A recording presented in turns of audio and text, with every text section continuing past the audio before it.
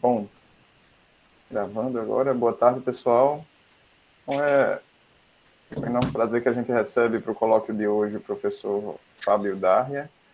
E, para apresentá-lo, eu vou convidar o professor Valdir, que está aqui, que vai falar um pouco da trajetória do professor Fábio, antes dele começar o seu colóquio. Obrigado, professor Valdir. Você tem a palavra. Boa tarde aos participantes desse colóquio. Conheço o professor Fábio há muitos anos. Na realidade, ele foi meu aluno de graduação, né? Aquele aluno que a gente diz que é nota 10, né? E ele concluiu aqui na UFPB o bacharelado em 94, o mestrado em 98 e em 2001 o doutorado, que fez sob a orientação do professor Carlos Romero, num tema extremamente interessante, né? Uma tese muito densa. Eu tive o prazer de participar da banca de doutorado dele. E nessa tese ele já estudou bastante, né? Alguns aspectos de dimensões extras. Me parece que restritos a 5 dimensões. E daí, então, daí em diante, claro que ele já tem um interesse nesse tema, né? Ele continuou estudando, eu não sei com que intensidade, né? Desde 2001 até recentemente, mas nos últimos anos ele orientou, inclusive, alguns trabalhos, teses, dissertações, envolvendo diferentes aspectos do estudo de dimensões extras, trabalhos. Eu participei de algumas teses e dissertações muito interessantes. Então, é um tema que tem interessado, né, tem chamado a atenção e a dedicação de Fábio já por um longo tempo, desde 2001. Então, são 20 anos dedicados a esta temática, né? E mais intensamente, tanto quanto eu saiba, nos últimos 10 anos, talvez, né? Bom, Fábio, ele começou em 2002 como professor na nossa co-irmã, a Universidade Federal de Campina Grande, né? Que é um desmembramento da UFPB, para quem não sabe, né? Antes de eu não sei exatamente quando foi o desmembramento, mas foi por aí, 2000, por aí. Antes era um campus da UFPB, né? Depois tornou-se uma universidade, né? A Universidade Federal de Campina Grande. Desde 2013, ele ficou de 2002 a 2013 na UFCG, em 2013 está aqui na UFPB, no Departamento de Física, tem orientado vários estudantes, mestrado, doutorado, né? Participa ativamente das atividades da pós-graduação, ministrando cursos, faz a sua pesquisa, orienta, né? É uma pessoa que realmente tem esse interesse voltado para dimensões extras, tem feito belos trabalhos, né? E será um prazer ouvi-lo falar sobre as dimensões extras, né? Como ele falou, vai ser um colóquio, né? Que a ideia, na realidade, é falar para não especialistas, né? Apesar de ser da área, eu não sou especialista em dimensões extras, né? Vou querer aprender bastante. Bom, então é um prazer, Fábio, apresentá-lo. Você realmente é um pesquisador que tem uma dedicação enorme, especialmente a esse tema, e teremos o prazer, todos nós que vamos assistir o colóquio, de ouvir sua mensagem sobre esse tema de pesquisa tão interessante e bem atual. É isso, obrigado. Obrigado, professor Valdir. Então, antes de passar a palavra para o professor Fábio, só registrar que o professor Carlos Romero mandou um grande abraço, disse que não ia poder participar, mas mandou um grande abraço. Então, passo a palavra para o professor Fábio. Muito obrigado. Por enquanto, eu não estou vendo a sua apresentação. Não sei se você alternou a tela. Agora sim. Ótimo. Bom, boa tarde a todos os participantes, para a gente. Eu quero, inicialmente, agradecer o convite do professor Márcio, né, para apresentar aqui esse colóquio, e também agradecer as palavras gentis, né, do professor Valdir, sempre generoso, né, nas suas avaliações. Bom, eu vou pedir licença a vocês para desligar aqui a câmera, que não está muito boa, para a gente se concentrar aqui na tela dos slides. Tá? E como o professor Valdir falou, eu vou falar um pouco aqui sobre dimensões extras, né, que tem sido um dos temas recorrentes aqui na minha pesquisa. Bom, nós temos a percepção de 3 dimensões espaciais, né, na nossa escala. Os corpos podem se movimentar para frente, para trás, para a direita, para a esquerda, para cima, para baixo, né? De tal maneira que, para localizar um corpo, a gente precisa de 3 coordenadas espaciais, e se a gente está interessado em descrever o movimento de alguma partícula, então a gente precisa também da coordenada temporal. De tal forma que é nítido, é evidente que o espaço-tempo, na nossa escala, ele é quadridimensional, né? Tem 3 dimensões espaciais e 1 dimensão temporal. Mas essa observação, essa constatação, não exclui a possibilidade de que dimensões extras existam, né? Ela implica apenas que as dimensões extras, né, se elas existem, elas estariam escondidas na nossa escala, né, por intermédio de algum mecanismo. E, como a gente vai ver, existem diferentes mecanismos que podem explicar a ausência de sinais das dimensões extras nessa nossa escala. Mas, por outro lado, se elas existem, seus efeitos podem se manifestar de maneira mais evidente, mais intensa, em outras escalas, né, como as escalas microscópicas ou submicroscópicas. Né? E essa ideia da existência de dimensões extras, ela não é meramente especulativa, ela tem motivações teóricas importantes. Né? É curioso que, quando se tenta unificar a força gravitacional com as outras forças, geralmente surge a necessidade de se postular a existência de outras dimensões. Quer dizer, se no arcabouço teórico você não considera, se você exclui a gravitação, é possível elaborar teorias de unificação, como a teoria de grande unificação, em 4 dimensões espaciais, né?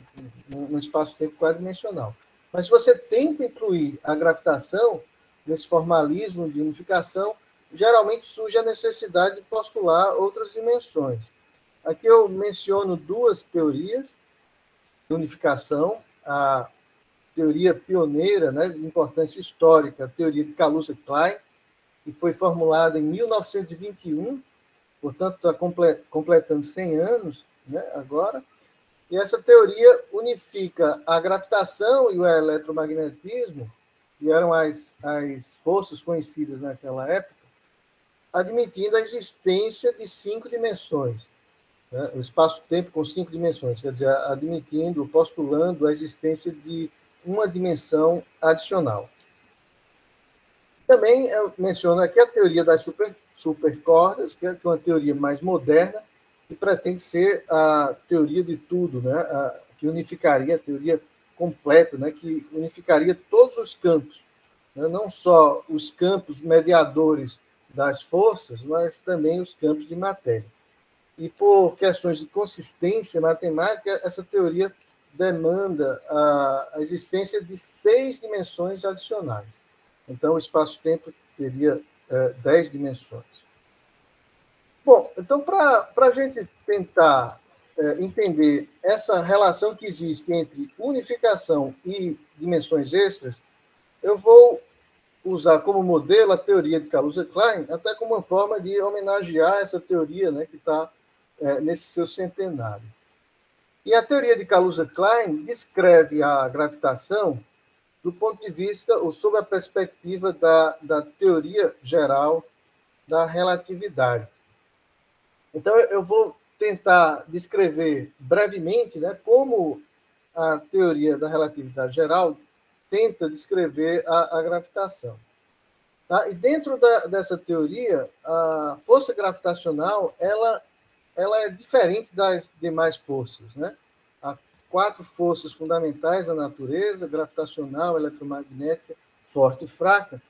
Mas, de acordo com a teoria da relatividade geral, a força gravitacional é diferente das demais.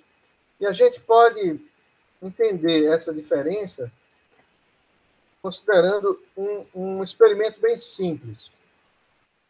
A ideia desse experimento é a seguinte: nós vamos lançar aqui corpos que estão eletrizados, corpos pontiformes que estão eletrizados, tem uma certa carga, né? Vamos lançar numa região do espaço onde há um campo elétrico. Né? Aqui poderia ser, por exemplo, um capacitor. Né? Então, você vai lançar esse corpo de um certo ponto com uma certa velocidade. Esse corpo vai interagir com o campo, né? Dessa interação vai surgir uma força elétrica sobre o corpo que vai fazer com que a sua trajetória seja desviada. Né? O corpo vai ser um corpo positivo, com carga positiva, vai ser atraído em direção à placa negativamente eletrizada. Agora, se a gente lança um segundo corpo no mesmo ponto, com a mesma velocidade, ou seja, com as mesmas condições iniciais, mas se esse corpo ele tem uma carga diferente, né? Por exemplo, aqui ele tem uma quantidade de coulombs maior, a carga dele é maior, então a deflexão vai ser diferente, né? Ele vai ser defletido de maneira mais acentuada, então ele vai seguir uma outra trajetória. Se, por acaso, esse corpo ele tem uma carga negativa, então ele vai seguir também uma outra trajetória, nesse caso aqui ele seria defletido, se a carga for negativa, vai ser defletido para cima em direção à placa positiva. Então, desse experimento simples, né, a gente vê que a trajetória que os corpos, né, seguem depende das condições iniciais, né, do ponto de onde a gente lançou e da velocidade com que eles foram lançados, mas também depende das propriedades internas do corpo. Né? Nesse caso particular aqui, depende da carga elétrica resultante. Okay? Por quê? Bom, porque se, por exemplo, a carga é maior, a força elétrica sobre ele vai ser maior e isso vai modificar, né, vai determinar a sua trajetória. Agora, vamos tentar repetir ou reproduzir essa mesma experiência substituindo o campo elétrico pelo campo gravitacional. Então, o que é que nós vamos fazer? Nós vamos lançar corpos diferentes, por exemplo, uma bola de boliche, uma bola de plástico, né? Corpos diferentes, do mesmo ponto, e vamos lançar com a mesma velocidade. Tá bom? Eu vou fazer essa experiência aqui lá na Lua, né? Só para evitar os efeitos aqui da atmosfera. Então, vamos lançar essas partículas com as mesmas condições iniciais, e elas vão estar submetidas à força gravitacional, né? Exercida pela Lua. Bom, então a força gravitacional vai puxar as bolas, né? A bola de boliche com uma determinada intensidade, a bola de plástico com uma outra intensidade, né? A bola de boliche mais pesada do que a bola de plástico. Então, essas partículas, esses corpos, à medida que eles avançam na sua trajetória, eles estão sujeitos a força gravitacional de intensidades diferentes. Mas, apesar disso, apesar de estarem submetidos a forças diferentes, né, de intensidades diferentes, eles seguem a mesma trajetória, ao contrário do que acontece no exemplo do caso da interação com o campo elétrico. Tá bom? Estão submetidos a forças diferentes, mas a trajetória é a mesma. E esse resultado é surpreendente, né? E ele... então, a trajetória, no caso do campo gravitacional, vai depender não somente das condições iniciais, não depende das características, das propriedades internas do corpo. Então, esse resultado é surpreendente, e dentro da teoria newtoniana, ele é entendido da seguinte maneira, aliás, não é nem compreendido, mas é uma implicação, é de que acontece uma coincidência extraordinária. É que a massa inercial do corpo tem que ser numericamente igual à massa gravitacional do corpo para todos os corpos.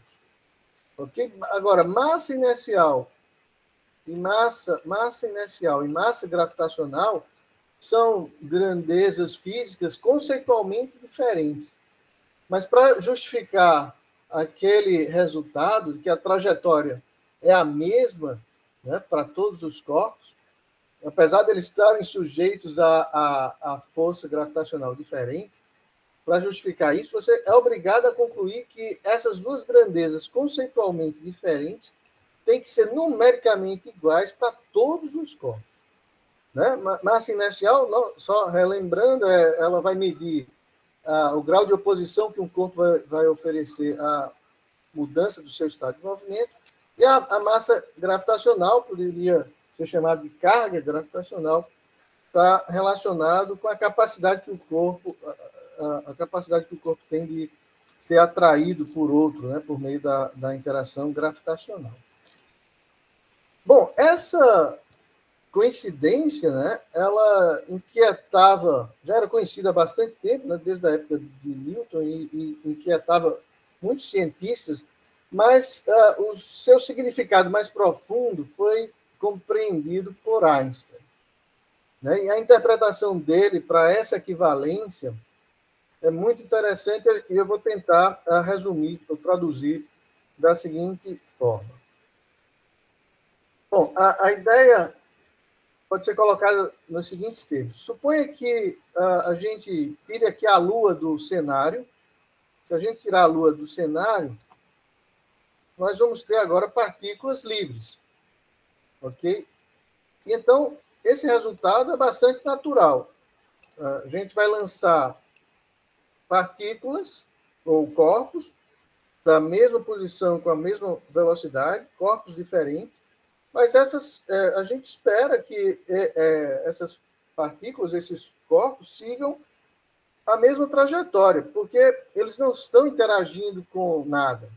Então, eles estão livres, vão seguir a mesma trajetória, que seria, digamos, o caminho natural daquele espaço. No caso aqui, seria essa reta. Né? Seria estranho se acontecesse algo diferente, né? Se a trajetória agora dependesse da estrutura interna do corpo. Porque aqui, como elas estão livres, então não teria nada para justificar um desvio, né, de uma partícula em relação à outra. Né? Então, seria natural esperar que todas seguissem a mesma trajetória, quando lançadas com as mesmas condições iniciais. Então, inspirados nessa ideia, Einstein pensou da seguinte maneira. Aqui a gente está vendo que as partículas, independente da sua estrutura interna, estão seguindo a mesma trajetória. E a trajetória que elas estão seguindo só depende das condições iniciais, depende apenas do ponto inicial e da sua velocidade inicial. Não depende da sua estrutura interna. Então, inspirado naquele resultado, ele conclui, então, isso acontece porque essas partículas estão livres. Tá bom? Elas estão livres. Mas agora, se elas estão livres, né, se elas não estão interagindo com nada, elas vão seguir o caminho natural do espaço. Só que agora o caminho natural do espaço não é mais aquela reta, é essa curva. E por que essa curva? Bom, por causa da presença desse corpo, por causa da presença da Lua. Então, com essa ideia, né, reinterpretando a equivalência lá entre massa inercial e massa gravitacional, Einstein sugere que os corpos, né, como a Lua, poderiam modificar a geometria do espaço. Né, modificar a geometria do espaço. Então, dessa maneira, a gravitação agora é entendida como uma modificação dessa geometria, uma curvatura do espaço. Okay? Então, é essa a ideia, né, do Einstein. A gravitação estaria associada à curvatura do espaço, não só do espaço, mas também do tempo, porque a gravitação também tem efeito no ritmo dos relógios. E dentro da teoria da relatividade geral, a geometria, né, ou a curvatura do espaço, ela pode ser descrita por meio de uma grandeza física, né, que seria a métrica, uma grandeza tensorial. Que a gente pode tentar descrever da seguinte maneira. Né? Imagine que você tem um espaço euclidiano, né? Um espaço plano euclidiano, e aqui nós temos dois pontos, P e Q, que estão próximos, né? Infinitesimalmente próximos, e suponha que você conhece as coordenadas, né, desses pontos, do ponto P e do ponto Q, e aí você pode determinar aqui a distância entre eles. No espaço euclidiano vale o teorema de Pitágoras, né? Então, a partir das coordenadas, a diferença entre as coordenadas desse ponto, e aplicando o teorema de Pitágoras, a gente poderia calcular a distância, né, entre esses dois pontos. Isso seria num espaço euclidiano. Mas se o espaço ele é um espaço que tem curvatura, né, a métrica não é mais a métrica euclidiana, mas é chamada de métrica riemanniana. E numa situação mais geral, para a gente descrever curvatura, o que vai ser modificado são esses coeficientes, né, que aparecem aqui nesses termos. Então, ao invés de termos esses valores, né, unitários aqui, a gente pode, numa situação mais geral, num espaço riemanniano, ter funções, tá bom? Coeficientes que são, na verdade, funções dos pontos do espaço. Então, você poderia, inclusive, ter termos cruzados aqui, dx, dy, e de tal maneira que esses coeficientes poderiam ser agrupados, né, ou organizados numa espécie de matriz, né? Como a gente está aqui num espaço bidimensional, essa matriz seria uma matriz 2x2. Né? Na verdade, o termo mais preciso seria um tensor, né? Porque esses elementos, né, na matriz se comportam de uma maneira específica quando se faz transformações, né, de coordenadas. Então, com essa informação, sabendo o valor desses coeficientes, né, desses elementos, dessa matriz chamada de métrica, a gente pode, então, poderia determinar, a partir das coordenadas dos pontos, determinar a distância entre eles. Então, seria a métrica a grandeza responsável por estabelecer a noção de distância no espaço. Bom, mas nosso espaço, né, nosso espaço-tempo, né, ele é quadridimensional, então a métrica do espaço-tempo vai ser representada por uma matriz, né, 4x4. A gente poderia escrever dessa maneira. A gente pode organizar, digamos, as componentes, né, desse tensor métrico numa matriz 4x4. Tá? E com essa matriz, ou com essa métrica conhecida, então, a gente pode determinar as distâncias entre os pontos e o intervalo de tempo entre eventos. Agora, na relatividade geral, a métrica não é uma quantidade fixada, porque, na verdade, ela é uma quantidade dinâmica e ela obedece equações, satisfaz equações, assim como o campo elétrico e o campo magnético, né, satisfazem as equações de Maxwell, a métrica satisfaz equações diferenciais, são chamadas equações de Einstein, que está representada aqui por essa expressão, nessa fórmula. Então, de um lado aqui, do lado esquerdo, a gente tem um tensor, o tensor de Einstein, que envolve a métrica, ela é obtida a partir da métrica e de suas derivadas até segunda ordem. E do lado direito dessa equação, a gente tem um tensor, chamado tensor energia e momento, que vai descrever a distribuição de energia e momento linear da matéria. Né? Então, se você descreve como a matéria está distribuída, né, no espaço, então, resolvendo essa equação, você consegue determinar a métrica, e uma vez determinada a métrica, você tem estabelecida a noção de distância entre os pontos do espaço-tempo. Agora, bom, Kaluza fez a unificação da gravitação, descrita dessa maneira, com o eletromagnetismo. Vamos relembrar rapidamente como o eletromagnetismo é descrito, né? Os fenômenos elétricos e magnéticos são descritos por meio desses dois campos, né? O campo elétrico e o campo B, ou de maneira equivalente por potenciais, né? O potencial elétrico e o potencial vetor. E a gente pode unir, né, esses dois potenciais em um quadripotencial, né? A componente temporal seria o potencial elétrico, né, e as demais componentes do potencial vetor.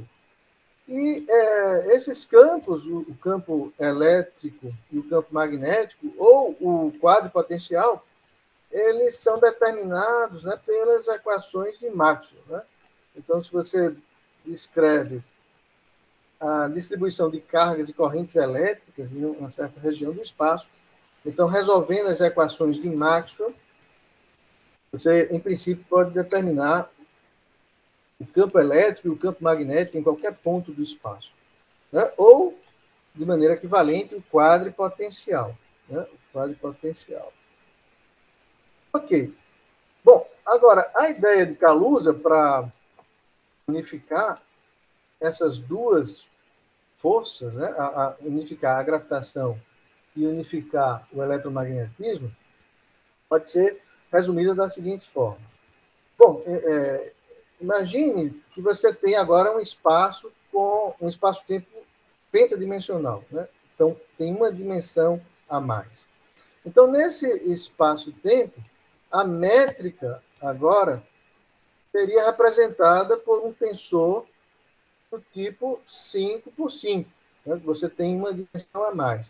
Então, você aqui ainda teria o bloco, né? Um bloco 4 por 4, que estaria relacionado à métrica do espaço-tempo quadridimensional, mas agora você criou, postulando a existência de uma outra dimensão, você criou uma linha e uma coluna adicional. E a ideia do Kaluza foi preencher essa linha com as componentes do quadro potencial. Ok? Bom, e como essa quantidade tem que ser simétrica, a métrica ela é simétrica nos seus índices, então a linha e a coluna aqui elas devem ser iguais.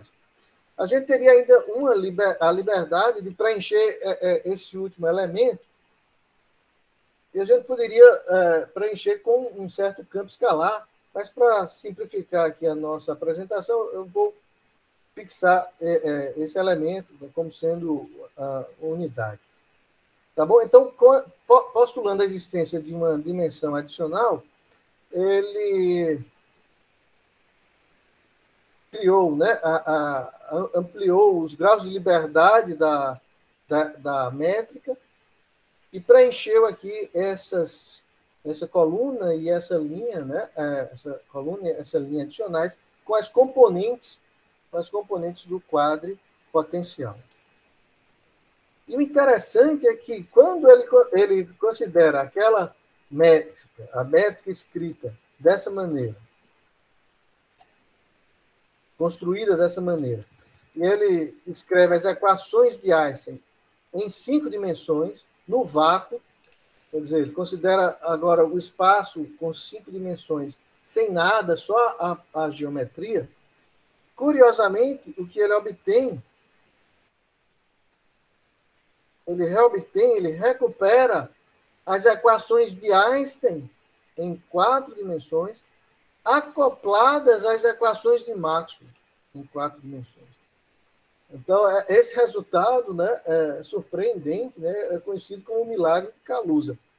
Simplesmente aumentando o número de graus de liberdade da métrica, postulando a existência de uma outra dimensão e preenchendo esses elementos adicionais com as componentes do quadro vetor, ele obtém, a partir das equações de Einstein em 5 dimensões, no vácuo, ele obtém as equações de Einstein acopladas com as equações de Maxwell.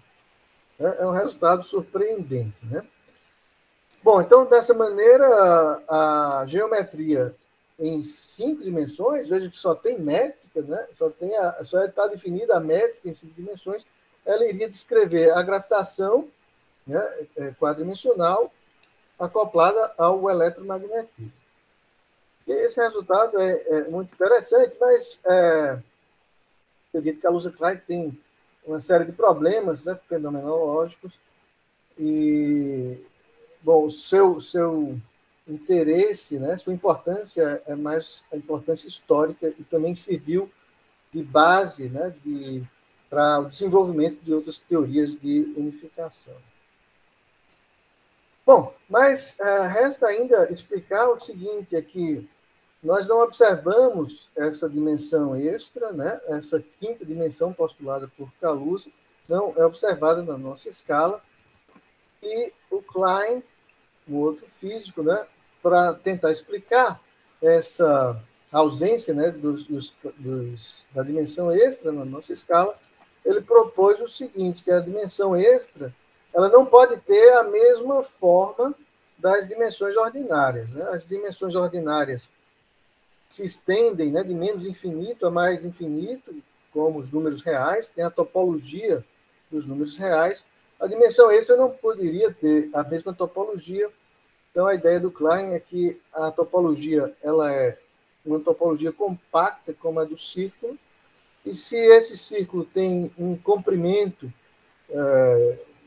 da ordem, por exemplo, do comprimento de Planck, que é uma, digamos, uma escala de comprimento natural, né, que surge na gravitação, então esse raio, né, seria tão pequeno que seria impossível detectar seus efeitos, os efeitos de uma dimensão extra com os experimentos, né, com a precisão dos instrumentos na época dele, do Kaluza, e também na nossa época, né? Seria um grande desafio experimental detectar a dimensão extra, né? Teria que ter uma precisão impressionante para poder detectar, né? O limite experimental hoje é dessa ordem, 10 a menos 19 metros. Então, estaria bem distante do comprimento de Planck. Bom, agora, esse tema das dimensões extras,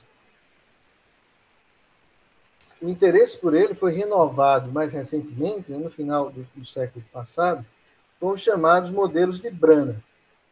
Então, aqui eu estou mencionando um modelo que é o protótipo do modelo de Brana, o chamado modelo ADD, né, em homenagem aqui aos autores, né, desse modelo, Arcani, Ramédio, Dimopoulos e Di Valle.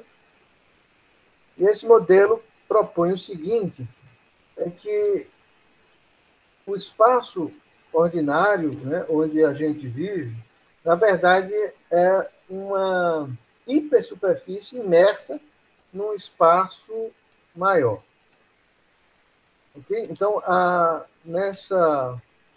nesse modelo, a matéria e os campos, né, o campo eletromagnético, o campo fraco e forte, eles estão presos a essa hipersuperfície, que é chamada de Brana, né, e tem 3 dimensões espaciais, essas dimensões que nós percebemos na nossa escala, e elas não podem se propagar para a dimensão extra, né, a menos que fossem excitadas com um elevado nível de energia. Então, elas estariam confinadas, só poderiam se movimentar nessa região.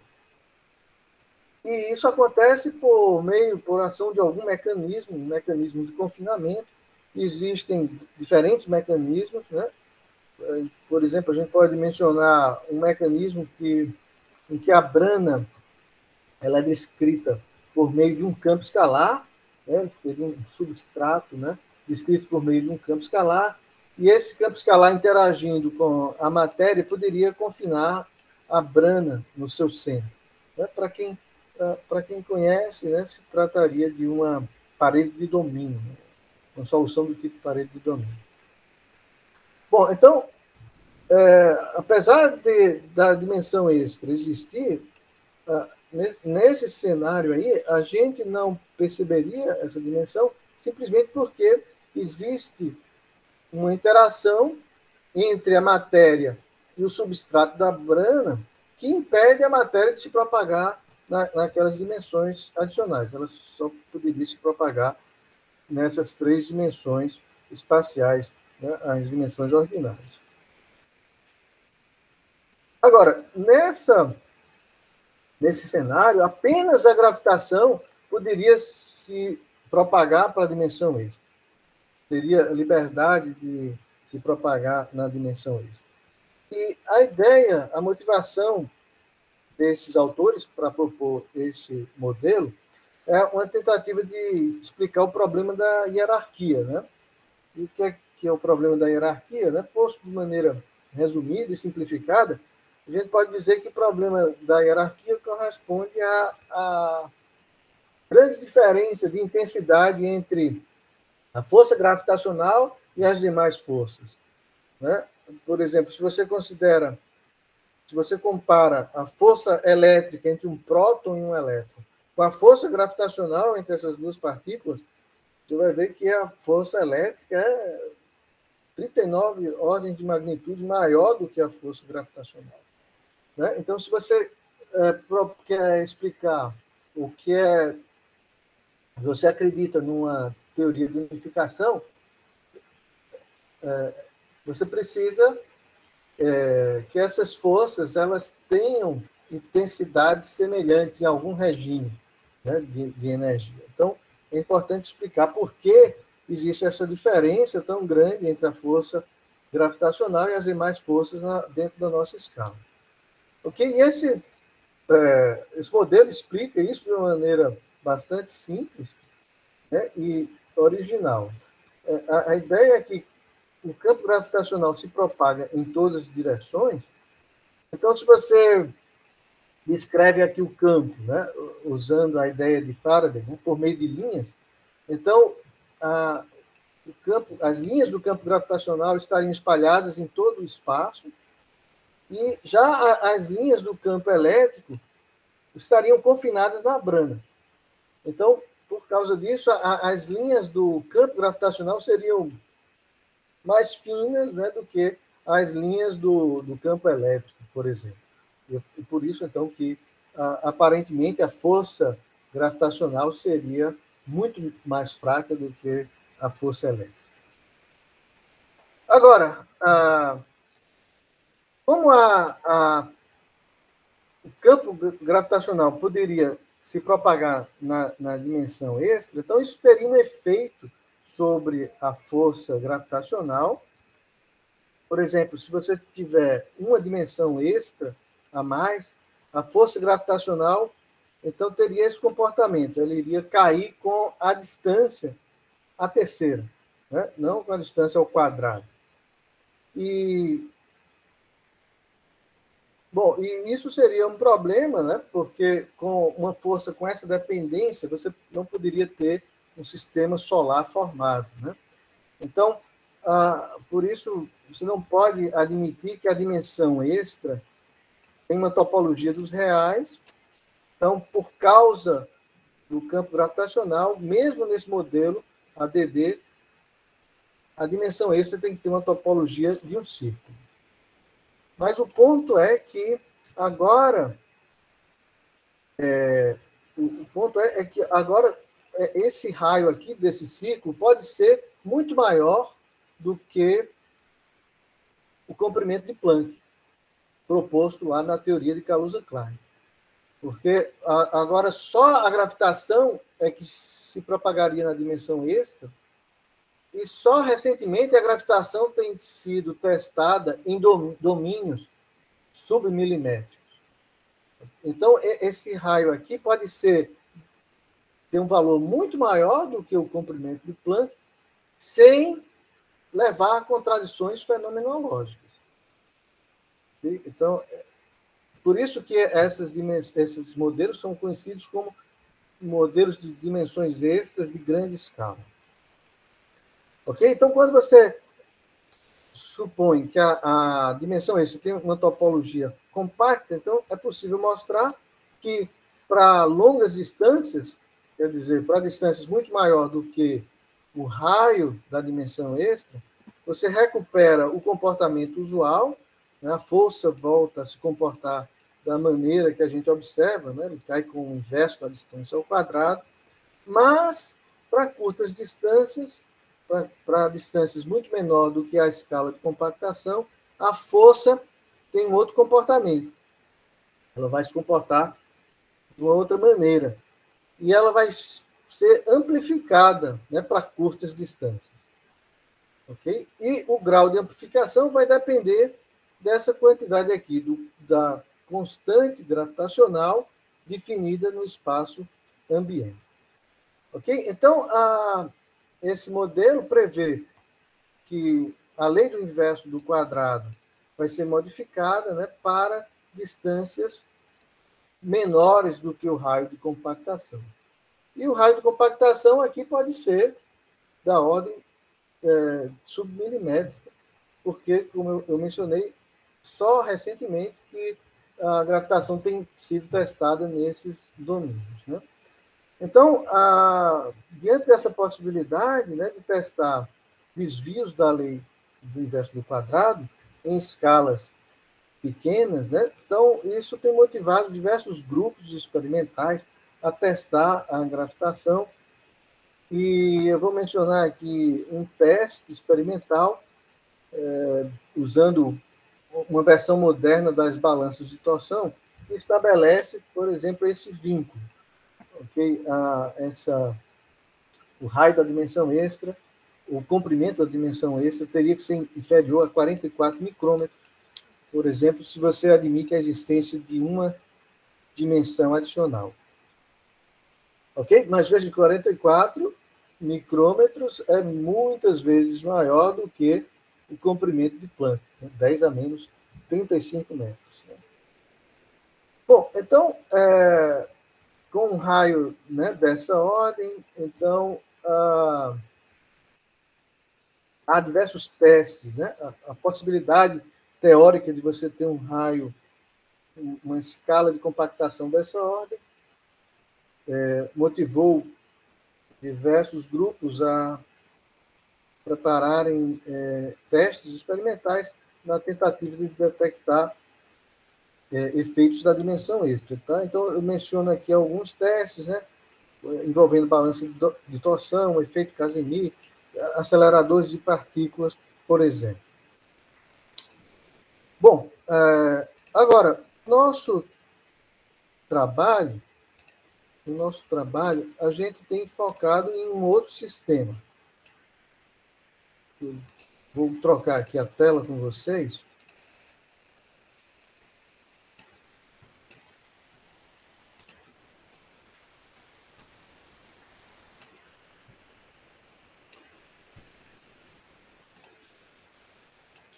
Ok. Bom, então, se essas dimensões estão, se essas dimensões existem, né? Então elas vão se manifestar em alguma escala. A questão é em que sistema seria mais adequado, né, procurar por traços dessas dimensões. E a ideia é procurar por sistemas, né, onde existem fenômenos que não são bem explicados pela física, pelo modelo padrão da física. Né? E, apesar do sucesso, né, do modelo padrão da física, há inúmeros problemas hoje na física, problemas em aberto, e em todas as escalas. Por exemplo, na escala cosmológica tem o problema da energia escura, na escala da astrofísica tem o problema da matéria escura, Na escala microscópica, ou submicroscópica, tem um outro problema, que é o problema do raio do próton, que eu estudei mais recentemente. Esse problema ele pode ser apresentado, entendido da seguinte maneira. Bom, o próton, a gente sabe que o próton não é uma partícula elementar, né? Ela é uma partícula composta, né, de quarks, um estado ligado de quarks. Portanto, ele tem um tamanho característico, né? Assim como o átomo, né, tem um tamanho característico, o próton teria um tamanho característico que seria dessa ordem, né, de 1 femtômetro, 10 a menos 15 metros. Bom, mas como é que a gente mede o... Então, bom, dada a importância do próton, né, há o interesse de se medir com o maior grau de precisão o raio do próton. E como é que a gente mede um comprimento tão pequeno como esse, 10 a menos 15? Né? Há algumas maneiras de fazer isso. Uma delas é por meio da espectroscopia. Então, por exemplo, você considera aqui o átomo de hidrogênio. O átomo de hidrogênio, né? Você tem um próton e um elétron. O elétron e o próton estão formando um estado ligado, né? E de acordo com a mecânica quântica, os estados estacionários desse sistema, eles formam um conjunto discreto. Ok? Cada estado desse vai ter uma certa energia, né? Cada estado estacionário tem uma energia, e os níveis de energia formam um conjunto discreto, né? Um espectro discreto de energia. Né? E o valor da energia dos níveis vai depender de uma série de propriedades do sistema. Por exemplo, depende da carga elétrica, do elétron, do próton, da massa, e também depende do tamanho do próton. Aqui está uma expressão que nos permite,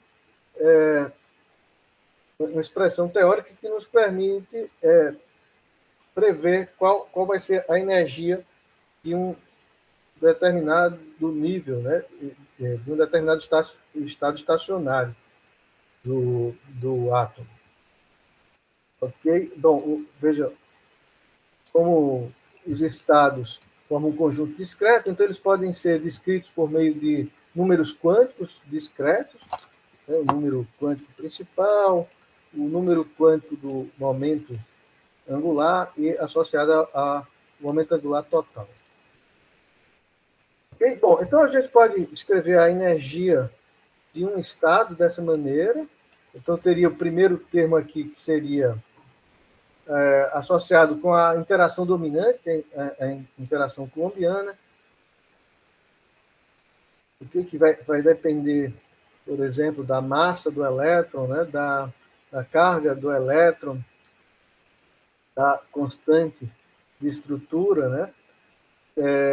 Aqui você tem um termo onde você teria correções relativísticas, correções devido ao fato de que o próton tem uma massa finita, e correções previstas pela eletrodinâmica quântica. E você tem um termo também que dependeria do fato de que o próton tem um tamanho, ele não é uma partícula pontiforme, um efeito do volume finito do próton. Né? Então, como o próton tem um certo tamanho, isso vai influenciar também a energia dos estados. Em particular, vai influenciar a energia dos estados do tipo S, né, com momento angular 0. Bom, a gente pode fazer uma estimativa do efeito do volume finito, né, do núcleo sobre os níveis de energia. Aqui está... Bom, eu vou adiantar aqui. Bom, a gente pode calcular aqui qual seria a influência, né, desse volume finito, né, do núcleo sobre os níveis de energia. Então, aqui está a influência comparada com o valor da energia do estado fundamental. E para o caso do átomo de hidrogênio, a contribuição desse termo aqui seria dessa ordem, 10 elevado a menos 10. Quer dizer, ela iria introduzir uma correção, né, lá no 10º algarismo significativo. Okay? Então, seria extremamente pequeno, mas, apesar disso, né, a espectroscopia ela tem medidas extremamente precisas. A transição 1S, 2S, por exemplo, ela tem uma precisão relativa da ordem de 10 a menos 14. Então, embora seja muito pequeno aqui esse valor, a contribuição desse termo, né, do volume finito do próton para o valor da energia, é possível detectar a influência, né, desse termo, considerando o grau de precisão atingido nos experimentos espectroscópicos. Bom, então, a partir da medida de diversas transições, diversos níveis, né, é possível inferir, portanto, qual seria o raio do próton. Aqui eu tenho uma lista, eu apresentei aqui uma lista de diversas transições, ok? E a partir delas é possível extrair o valor do raio do próton. Está indicado aqui por esses pontinhos. Esse aqui seria o valor médio e aqui você teria a barra de erros, né? Então, você chegaria a esse resultado. Esse seria o valor, esse é o valor experimental, né, do raio do próton medido a partir dos dados espectroscópicos, combinado também com dados do espalhamento. Okay? Veja que o erro está aqui nessa casa, né? A incerteza da medida está nessa casa aqui. Bom, mas, como eu falei, né, o próton é uma partícula muito importante, né? E os grupos querem sempre obter medidas cada vez mais precisas. E daí surgiu a ideia de fazer medidas do raio do próton usando o hidrogênio muônico. O que é o hidrogênio muônico? É um átomo exótico que você obtém substituindo o elétron por um muon. E o muon é uma versão mais pesada do elétron. Okay? A massa dele é 200 vezes maior do que a massa do elétron. Essa é a única diferença entre o muon e o elétron, né? De acordo com o modelo padrão de partículas. Né? Agora, qual é a vantagem de usar, então, o hidrogênio muônico, né, para fazer a medida do raio do próton? É que, como o muon ele tem uma massa maior, o raio de Bohr, né, desse átomo seria menor. Né? Então, é como se o muon orbitasse mais próximo do próton, e, portanto, ele é mais sensível à estrutura interna do próton, ou, portanto, ao seu tamanho, o tamanho do próton. De fato, se a gente fizer uma estimativa aqui, nós vamos ver que a contribuição do raio do próton, né, comparado com a energia do estado fundamental, seria dessa ordem, 10 a menos 6. Portanto, teria uma influência muito mais significativa comparada com o hidrogênio eletrônico. Então, essa é uma boa...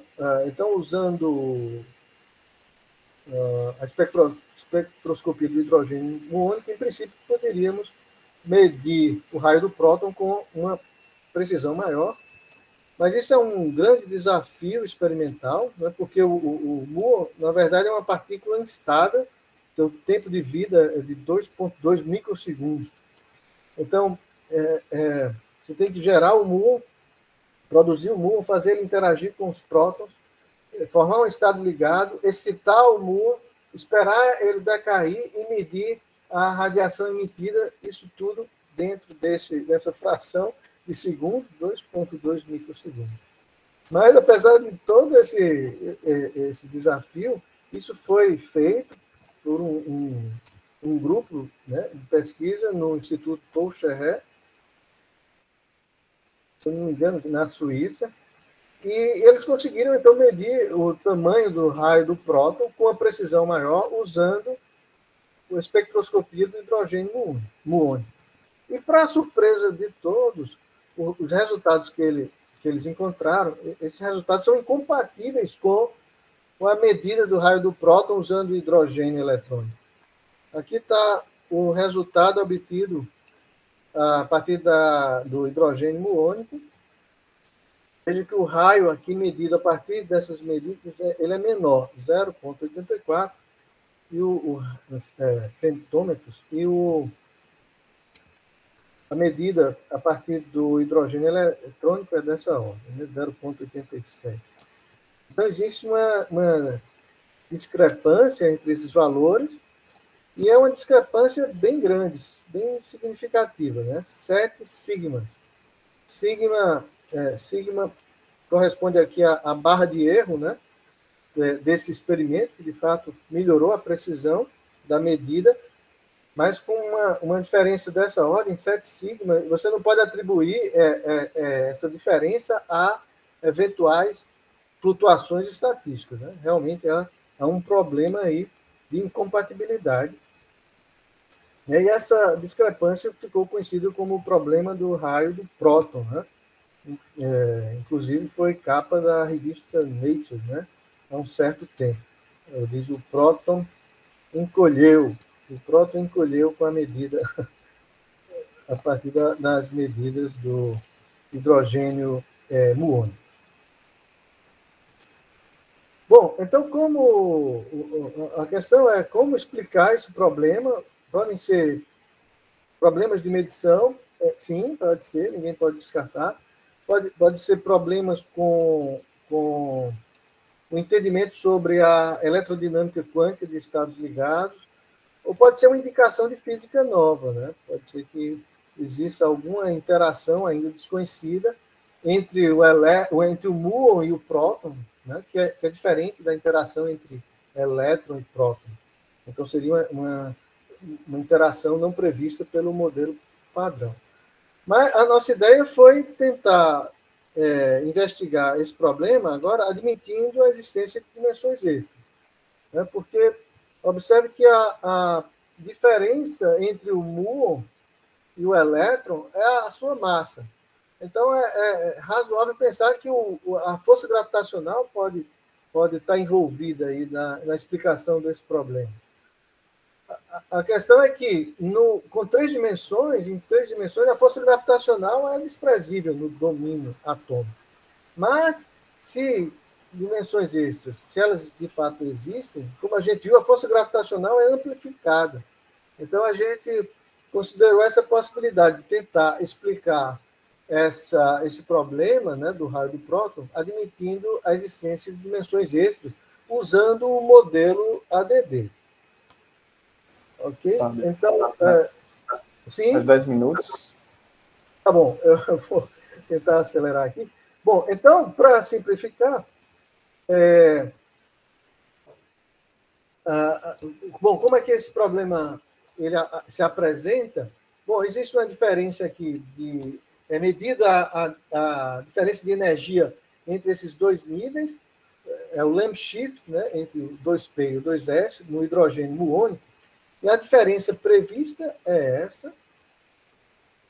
Essa é a diferença prevista teoricamente, e o valor encontrado é maior, o valor medido é maior. Então, tem uma energia em excesso, que precisa ser explicada, então, por meio de uma outra interação. E a nossa ideia era tentar explicar esse excesso de energia pelo efeito gravitacional, pela interação gravitacional entre o muon e o próton dentro do cenário de dimensões extras.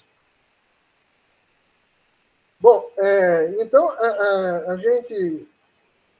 Existe uma dificuldade técnica desse cálculo, porque se você considera que a brana ela é fina, se ela não tem espessura, os cálculos são divergentes, mas a gente mostrou que você considera uma brana como uma espessura, aqui uma espessura denotada por sigma, então era possível calcular a contribuição do campo gravitacional nesse sistema, e a gente mostrou que a gente poderia explicar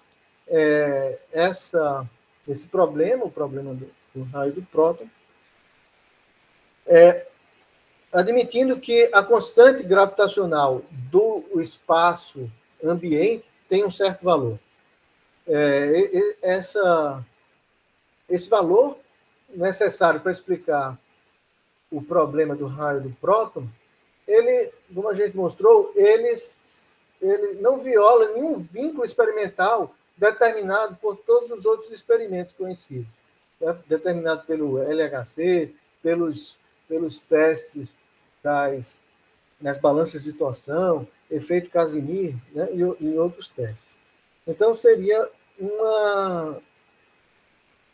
um indício, né? A resolução desse problema por meio da dimensão extra, né? Seria, então, um indício da existência dessas dimensões extras escondidas, né? Agora, isso é apenas um resultado, né? E é importante confirmar esse resultado, né, por meio de outros testes, de preferência considerar outros testes que não têm nada a ver com a espectroscopia.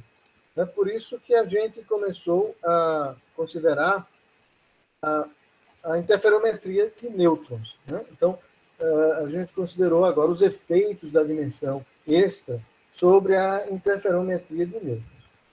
Bom, mas como eu estou aqui, dado o avançado da hora, então eu vou interromper a minha apresentação aqui e, em outra oportunidade, a gente pode voltar a falar desse assunto.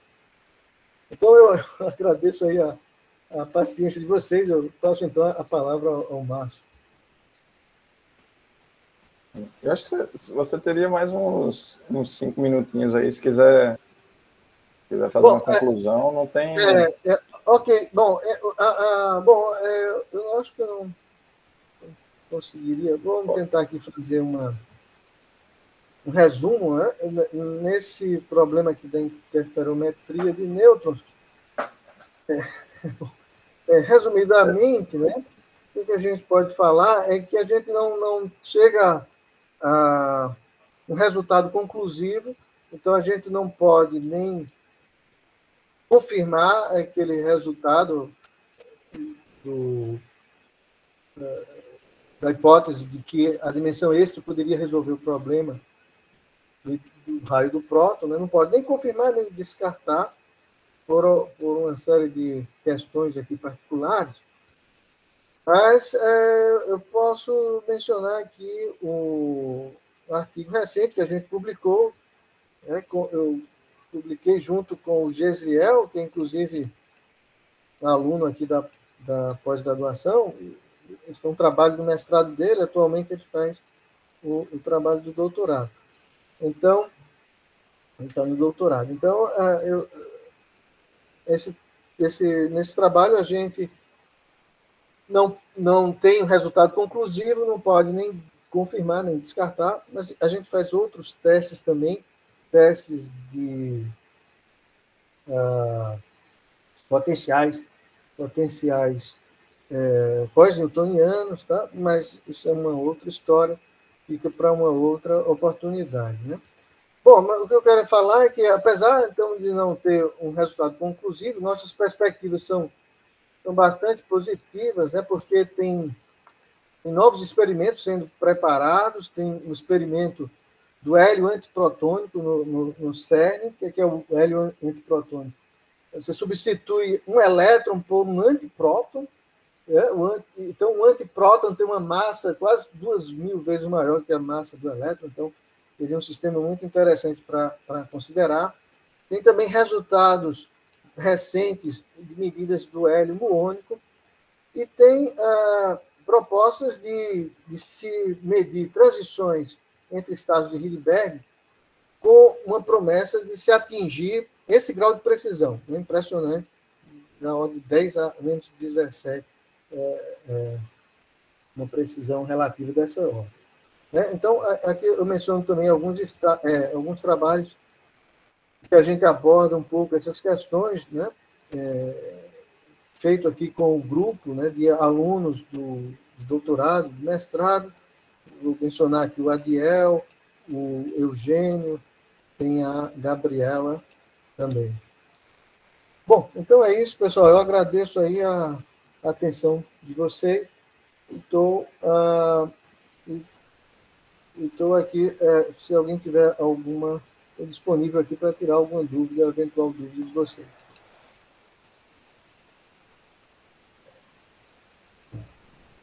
Muito obrigado, Márcio. Fábio. Muito obrigado. Excelente palestra, excelente colóquio, muito didático. Eu vou abrir, então, para perguntas da audiência. Por favor, fiquem à vontade. Temos aqui alguns estudantes também da área, alguns professores. Então, fiquem à vontade. Vocês podem fazer perguntas também pelo chat, eu posso ler, ou de preferência, que vocês peguem o microfone e abram a câmera. Podem levantar a mão também, que aí eu dou a palavra.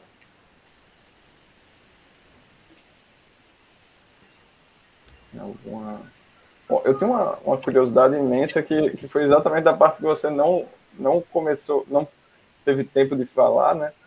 Mas essa interferometria com nêutrons, eu como experimental fiquei muito curioso para saber como é feito. Imagino que Thierry aqui de ótica também deve ter ficado de orelha em pé aqui.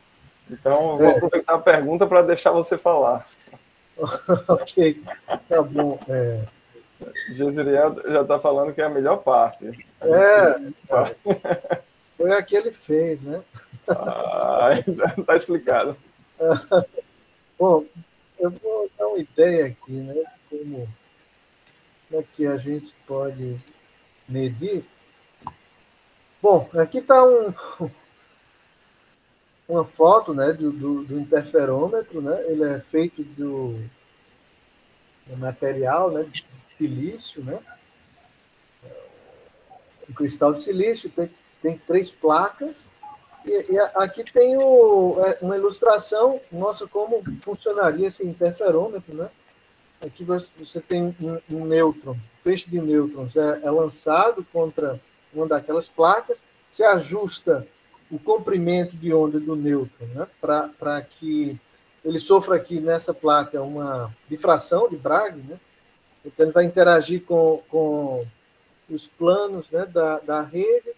Então uma parte vai ser transmitida, outra parte vai ser refletida, né? Após sucessivas colisões aqui com essas placas, eles se reencontram depois numa outra placa, se superpõem, né? Então, e aí você pode medir aqui, fazer a contagem do número de nêutrons que chega num determinado detector, numa certa direção, né?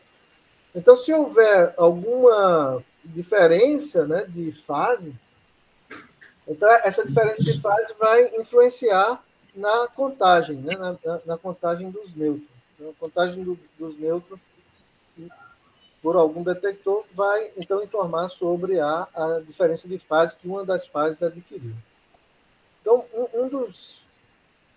um primeiro experimento de interferometria que usou a gravitação foi o experimento chamado CAL, né, realizado em 1975 pelo Colella, Overhauser e o Werner.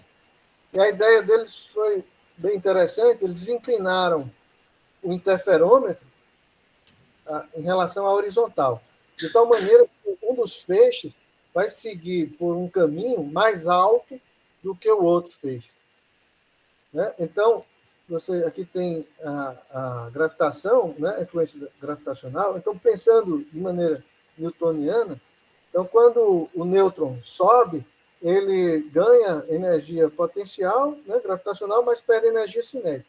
Então, ele vai caminhar aqui nesse trecho mais alto, BD, com uma velocidade inferior ao do, digamos, o próton caminhando aqui, o nêutron caminhando aqui no trecho AC.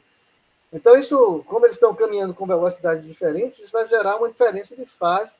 Então, quando eles se combinam aqui, a superposição vai depender dessa diferença de fase, e isso vai influenciar na contagem dos nêutrons, né? E então, essa diferença de fase vai depender da altura do interferômetro. Então, você pode girar o interferômetro por diferentes ângulos, portanto, obter diferentes alturas. e verificar como a contagem dos nêutrons é afetada, né, por essa mudança de altura.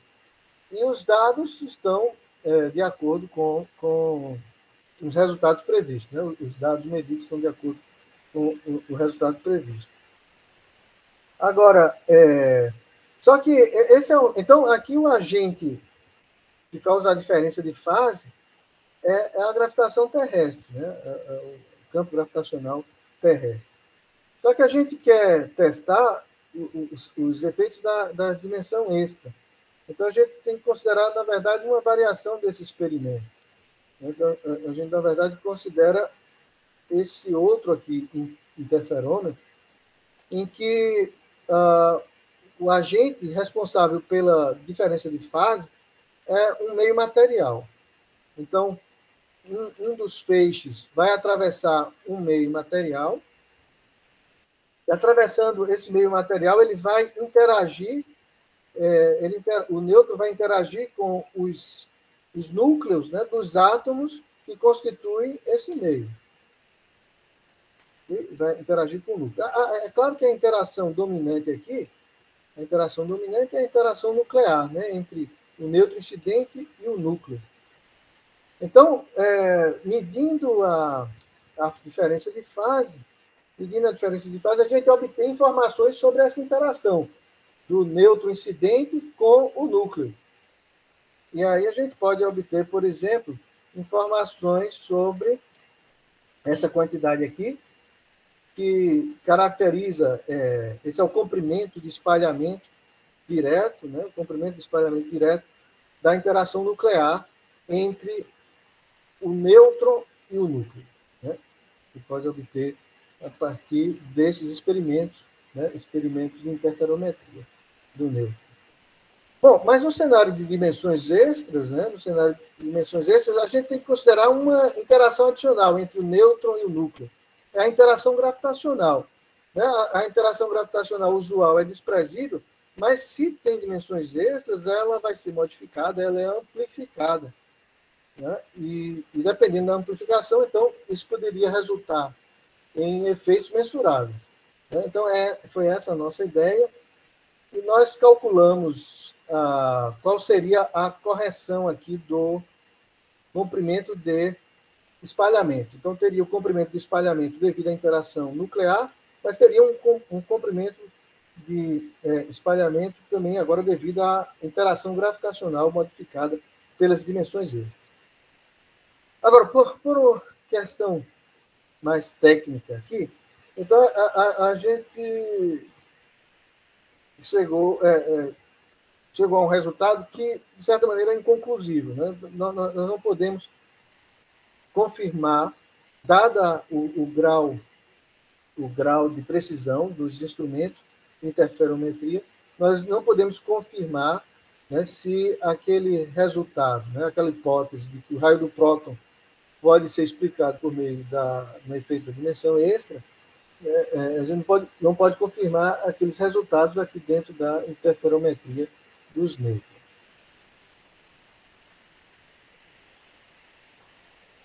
Ok? Bom, mas com mais detalhes, se tiver mais interesse aqui, pode dar uma olhada nessa referência, né? Ou então entre em contato comigo aí pelo e-mail. Ótimo.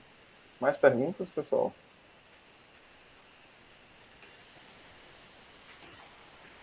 Fiquei muito curioso esse interferômetro de nêutrons aí, parece muito com um monocromador de raio-x. Bom, é o mesmo princípio de difração, só que com raio-x, né? Também é um monolítico de silício, né? Você faz uma escultura nele com as faces paralelas e tal, bem polidos. Então é bem interessante. A produção desses objetos são bastante interessantes. Sim, sim. A vantagem de usar nêutrons é que você poderia interagir, evitar a interação eletromagnética, né? E você teria, então, a interação nuclear, né? entre o nêutron e o núcleo.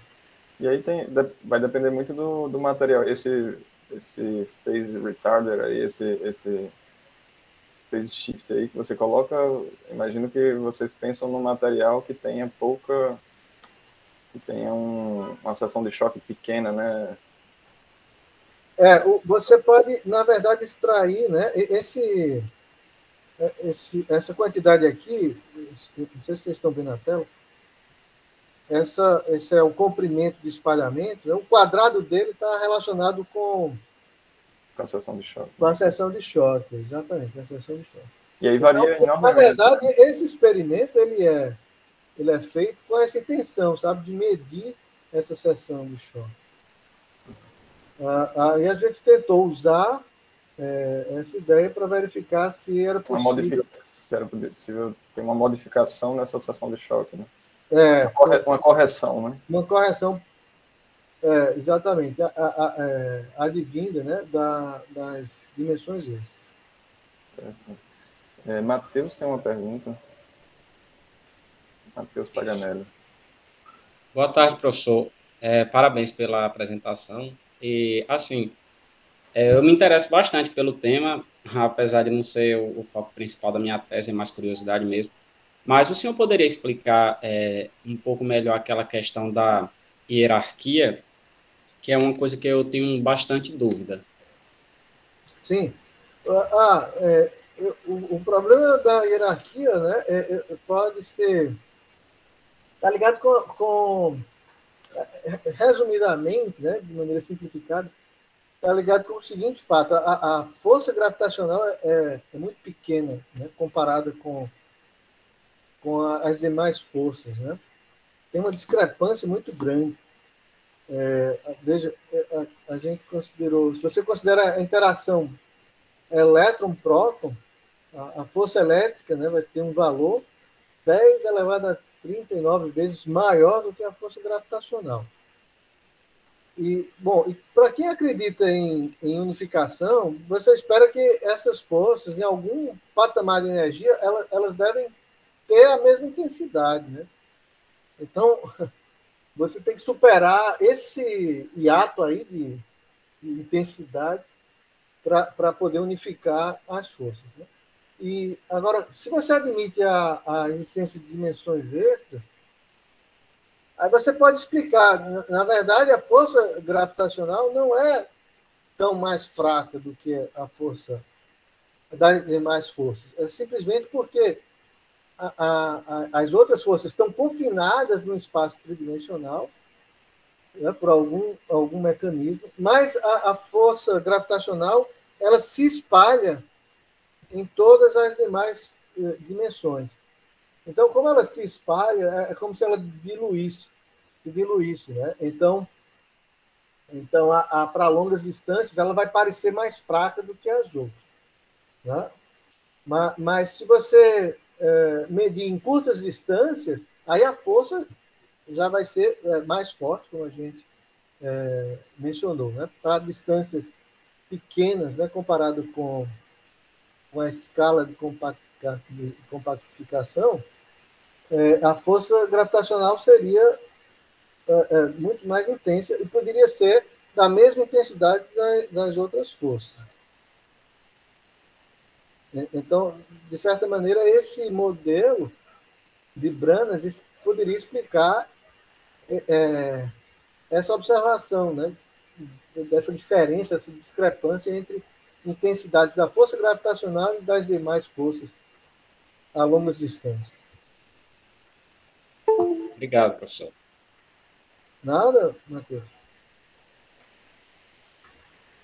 Mais perguntas? Bom, eu esqueci de... Está virando uma tradição, mas eu sou muito ruim com tradição. Eu esqueci de agradecer o professor Fábio no final da palestra dele com aplausos que a gente tem feito sempre. Então, foi instituído aqui pelo professor Dionísio e eu quero manter a tradição. Por favor, peço a todos que abram os microfones e aplaudam o professor Fábio pela excelente palestra, muito clara, muito didática. Então, obrigado, professor.